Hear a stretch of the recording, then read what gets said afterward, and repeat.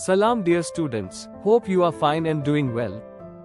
If you like the video, please subscribe and share with your friends so that they may also get good of it. Now come to the lecture. Here is an analysis of Tennyson poem, Tears, Idle Tears. Alfred, Lord Tennyson's Tears, Idle Tears, first published in 1847 as part of his The Princess, is a lyric poem that meditates on the nature of grief, memory, and the paradox of beauty and loss. Its musicality, rich imagery, and emotional depth make it one of Tennyson's most introspective and celebrated works.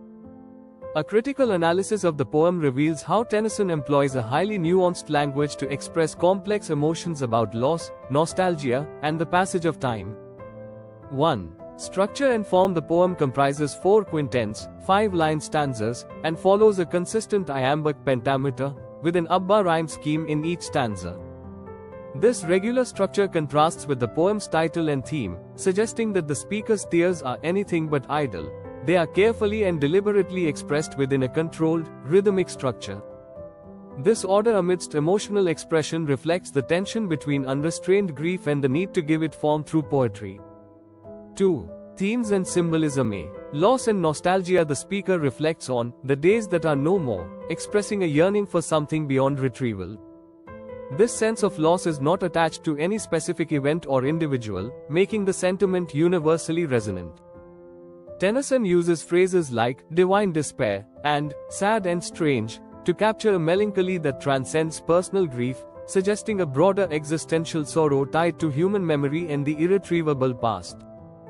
B. Nature and time. The poem's imagery draws heavily on nature to evoke time and the inevitability of loss. Phrases like, the fresh days, or, the first beam glittering on a sail, invoke the beauty of natural scenes, only to juxtapose them with an awareness of transience. Nature here symbolizes both the beauty of the present moment and its ephemerality, reinforcing the idea that beauty is fleeting and that each moment inevitably slips into the realm of memory. C. The paradox of divine despair. The term, divine despair, encapsulates one of the poem's central paradoxes. It combines beauty, divine, with a deep sorrow, despair, suggesting that there is something sublime in acknowledging loss. This phrase implies that experiencing deep sorrow over what is lost is part of what elevates human experience, hinting at romantic notions that true beauty and understanding often arise from sorrow. 3. Imagery and language. Tennyson's use of imagery evokes a haunting, almost spectral quality, as if memories of past days are ghostly echoes haunting the speaker. Lines such as, fresh as the first beam glittering on a sail, that brings our friends up from the underworld, use mythological allusion, the underworld, to suggest the irretrievability of the past.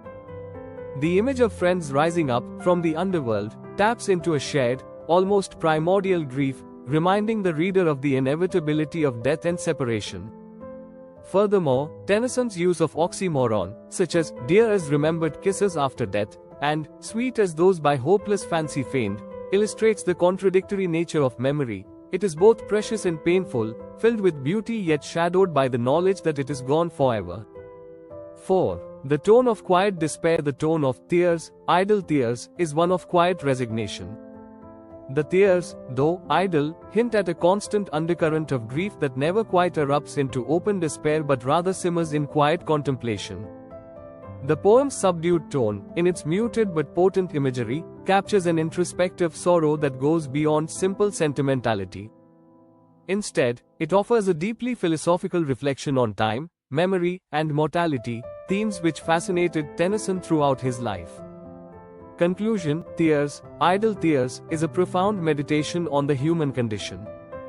Through its exploration of memory, nostalgia, and the passage of time, the poem embodies Tennyson's exploration of the paradoxical beauty found within sorrow. By keeping the sense of grief ambiguous and universal, Tennyson allows readers to relate to the emotion personally, imbuing the poem with an enduring resonance. In expressing the ineffable nature of memory and loss, Tennyson captures a shared human experience, reflecting both the beauty and the tragedy of what it means to love and to remember. Please hit the bell icon so that you may get notified when a new video is uploaded. Thanks.